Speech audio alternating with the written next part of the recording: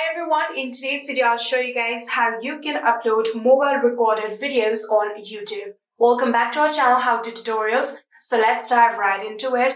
So firstly, open your YouTube application and make sure that you are logged into your account. So after opening your YouTube application, now you have to make sure that you are logged into your account and then tap on this plus icon. So after doing that, your gallery will be open. Now you have to select the video that you want to upload. Just like this, tap on it. And then after making sure that everything is fine, then tap on next. And after doing that, here you can create a title for your video. You can add descriptions. You can set the visibility and do all of these settings like adding location and all of that. And after making sure that everything is fine, you'll have to tap on upload. And then here you have to now select the audience. So if it's for kids, you'll have to select yes, it's for kids. If it's not for kids, you'll have to select no, it's not for kids. I'm going to select it's not for kids, then tap on upload.